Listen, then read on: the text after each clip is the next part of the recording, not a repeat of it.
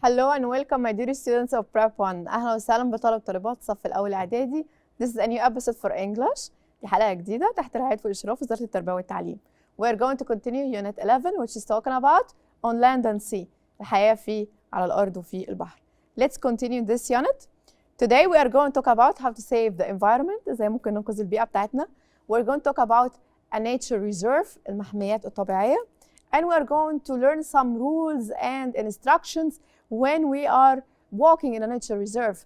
ازاي وانا ماشي في محمية طبيعية ايه الرولز والinstructions والتعليمات. So we're going to use must and mustn't. Let's start. Saving our environment. So let's see some definitions. A nature reserve. A nature reserve اللي هي المحمية الطبيعية. It's an area of land used to protect nature, animals and plants.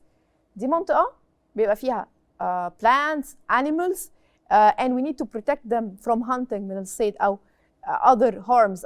أي نوع من الأذى ممكن يجرى لهم من people or other things. Okay, so it's called a nature reserve. Okay, I talk at a nature reserve. There is a teacher. في teacher معنا هياخد some students. They are going to make a project مشروع and they are going to go to a nature reserve. تعالوا نشوف ايه الرولز او instructions التعليمات اللي هيقول لهم عليها when they are walking in the nature reserve. Teacher, we are going to visit this nature reserve today. هنزور المحمية الطبيعية دي النهارده. We have nature reserves to help our birds, planets and animals live safely. عشان الحيوانات والطيور تعيش بأمان safely. Many important birds, animals and plants live here, so we must be careful about what we do. في كتير من animals birds and plants live here in the nature reserve, so must be careful. First, this is instructions. فبقول أولاً, you mustn't make a lot of noise. ما ينفعش تعمل noise.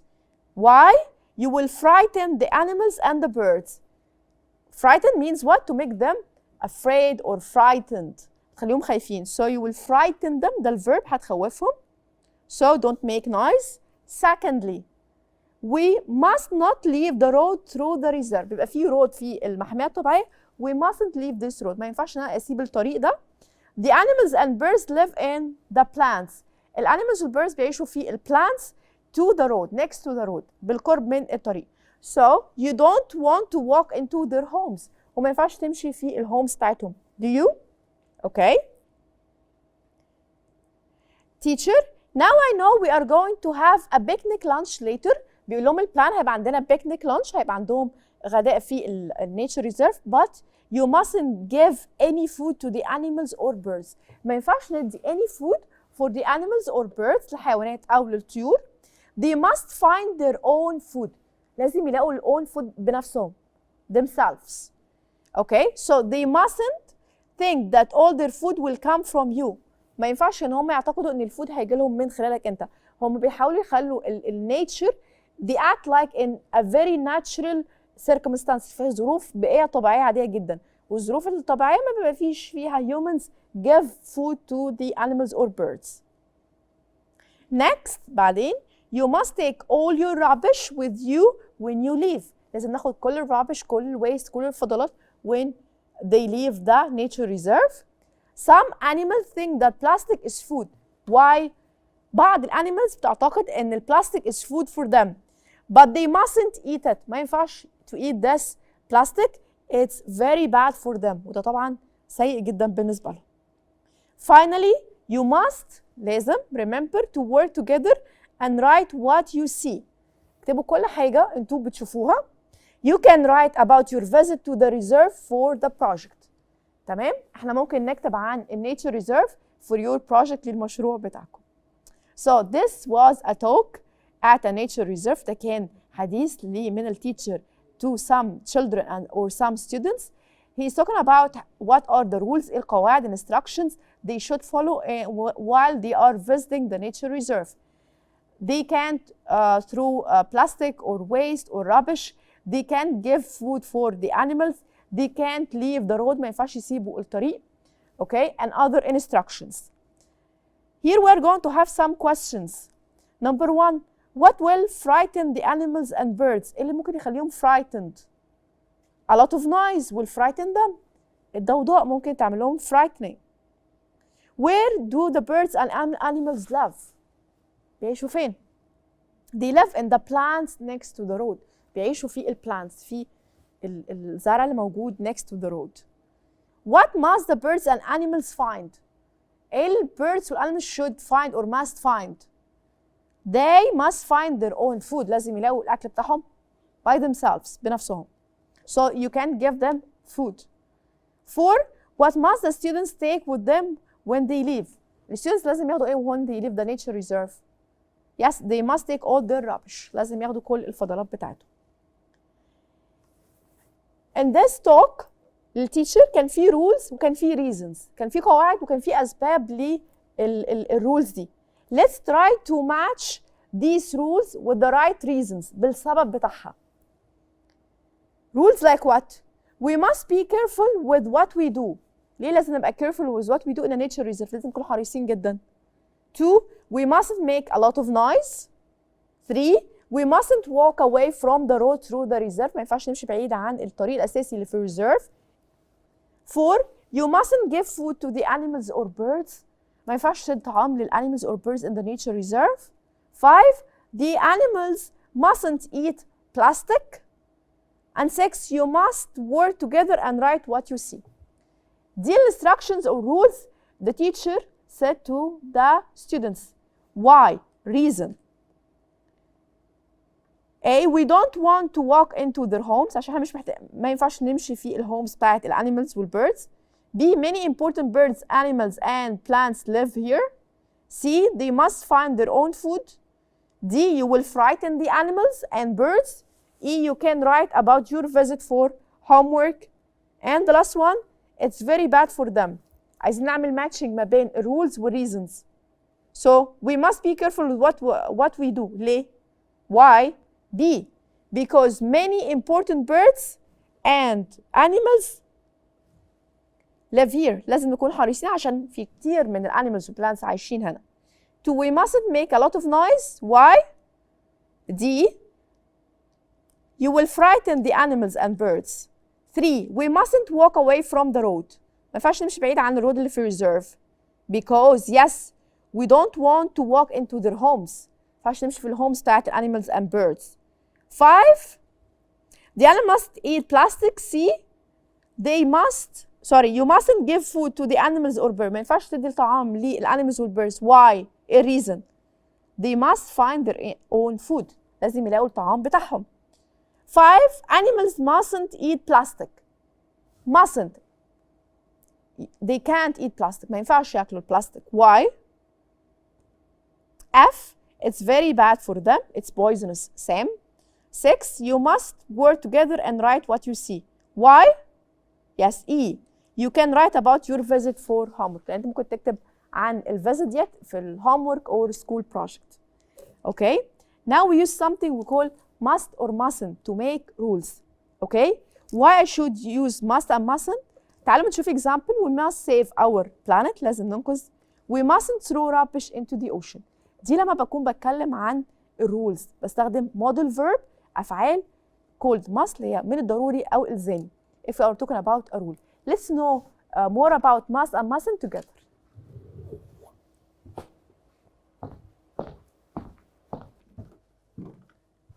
Now let's talk about how to say rules. ازاي ممكن اقول بعض القواعد. I use something we call model verb. It's must for a positive sentence لو جملة مثبتة or mustn't something you can do ما ينفعش اعمله. So when I'm talking about rules قواعد. So it could be there is a punishment ممكن يبقى فيها عقوبة أو it's necessary or I have to do it إجباري إلزامي obligation. Okay. So I use something we call must.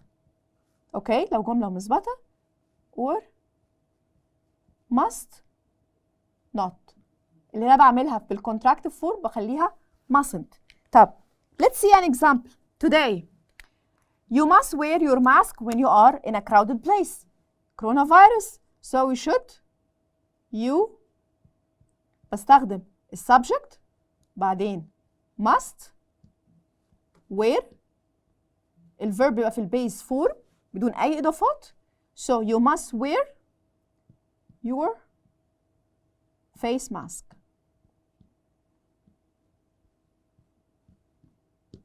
اوكي، يبقى الرول اللي عندي الاساسيه بستخدم ايه؟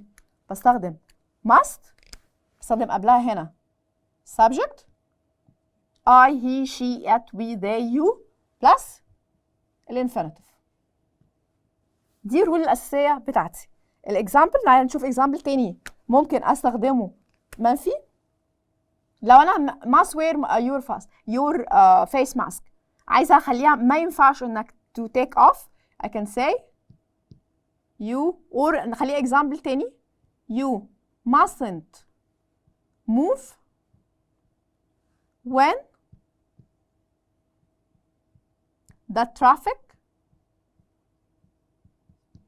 light is red. ما ينفعش اتحرك لو الترافيك لايت is red، اللون بتاع الاشاره المرور is red، so you can't or you mustn't move. ده rule، دي قاعده. اوكي طيب in the other units في وحدات قبل كده كنا بنستخدم should and shouldn't.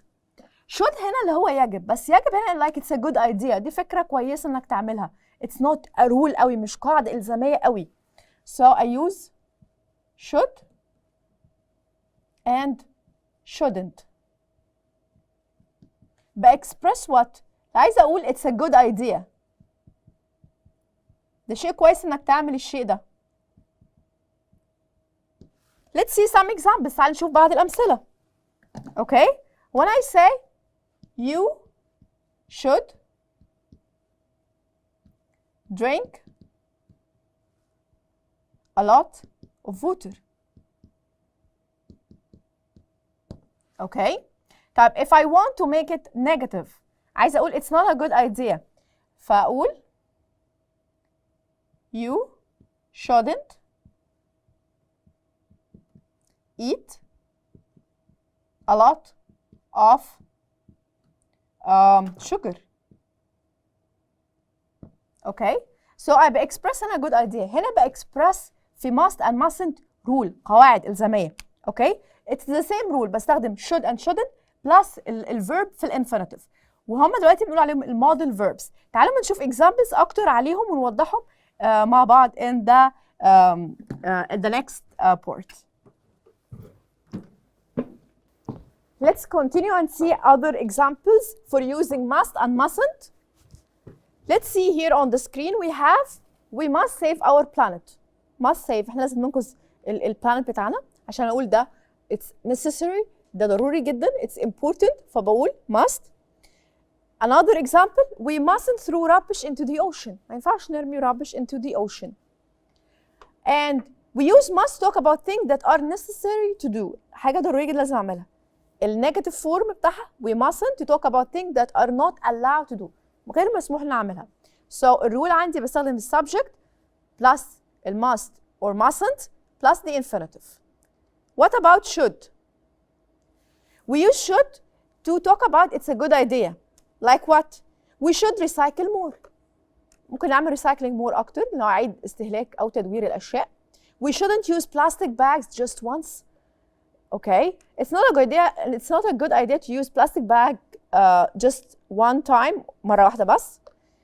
We use should and shouldn't to talk about things that are a good idea to do or not to do. يا إما هي حاجة كويس تعملها or it's not a good idea to do. يبقى rule عندي subject plus should or shouldn't plus infinitive. We're going to see some signs هنا. We need to complete these signs، ده practice time، هنتدرب مع بعض use must or mustn't باستخدام must or mustn't. هشوف الساين اللي عندي stop، يبقى الساين دي عايز تقول ايه؟ must or mustn't؟ yes must stop. 2 you wear shoes، you space take them off. تفتكروا ايه بقى؟ yes you mustn't wear shoes لو أنا في I'm going to a mosque or a masjid، so you mustn't wear shoes، you must take them off. It's a kind of a rule. دي قاعدة. 3 you space walk on the grass. الساين دي معناها ايه؟ must or mustn't؟ yes you mustn't walk on the grass. دي ساين ما ينفعش تمشي على الجراس على العشب. We are going to complete other sentences using should or shouldn't. 4 or here there is a good view of the lake from here. في good view في منظر حلو of the lake from here. You space take a photo. Should or shouldn't؟ yes you should. 5 you space walk in the mountains when the weather is bad. It's dangerous. ما ينفعش تمشي أو تعمل في الماونتن لما ال weather is bad. It's dangerous. يبقى should or shouldn't؟ yes shouldn't. 6 you space walk and text at the same time. You look where you're going. ما ينفعش أعمل text at the same time وأنا walking. يبقى أنا عايزة أقول إيه؟ yes shouldn't. You look where you are going. You should. لازم أبقى شايف أنا رايح فين. Another exercise we are going to underline the correct words. في rules to stay safe on the road عشان أبقى في أمان على الطريق. هيبقى عندي مجموعة من rules. I need to choose the right modal verb must or mustn't to follow عشان to stay safe. تعالوا ما نشوف. Number 1 you must / mustn't play games on the road. Must or mustn't؟ هل ينفع ألعب games on the road؟ No, so it's mustn't. 2 when you cross a road first you must or mustn't find a safe place to cross. لو أنا عايز أعبر الرود هيبقى must or mustn't find a safe place. Yes, I must. لازم ألاقي safe place. 3 then you must or mustn't look left and right. أبص left and right. Must or mustn't to stay safe on the road? Yes, must. 4 you must or mustn't follow traffic rules. Traffic rules قواعد الإشارات المرور. Yes, I should. You must follow traffic rules. 5 you must or mustn't run across the road. You must or mustn't walk. هينفع أجري run across the road عبر الطريق؟ You mustn't. You must walk. كل دي كانت الساينز عندي اللي ممكن أشوفها which means something والrules دي بستخدم فيها يا must or mustn't. Okay? Here we are going to see some other signs وعايزين نستخدم فيها must or mustn't. هنلاحظ ان must or mustn't دايما بستخدمها لعمل laws قوانين or rules قواعد. This picture let's see them. Number 1 هو عايز يقول ايه؟ What this picture tries to tell me. You must come here. تعالى هنا come here. Another sign it means what? You must stop. If I have a referee and a soccer game or football game and he raises a red card to one of the football players يبقى هو it means what? You must go or leave the playground. Here you must be quiet or you mustn't talk. We are going to have here a paragraph. الباراجراف ده it's on a nature reserve. It's called راس محمد. We are going to complete this text by using must or mustn't. Okay? راس محمد reserve is famous for its birds and animals. مشهورة بالبيردز والانيمالز بتاعتها. دي محمية طبيعية. Many people go diving in the coral reefs to see the many beautiful fish and turtles. ناس كتير بيروحوا للغطس هناك عشان see coral reefs, beautiful turtles هناك. If you want to dive here, first you space pay around 100 Egyptian pounds. لازم تدفع حوالي عايزة أقول لازم هنا يبقى use must. Okay, so you must pay around 100 Egyptian pounds 100 جنيه مصري. When you dive, you space touch or give food to any of the fish. هل ينفع أدي food to any of the fish or animals? Must or mustn't? Yes, you mustn't. You space only use knives to cut fishing lines. الفishing lines اللي هو الخيط اللي بيصطاد بيه الفishing. يبقى must or mustn't? You must only use knives. عشان ما ينفعش استخدم بلاستيك، بيستخدموا بس النايفز عشان they are made of metal. You space never take any fish from the water. هينفع اخد fish from the water must or mustn't؟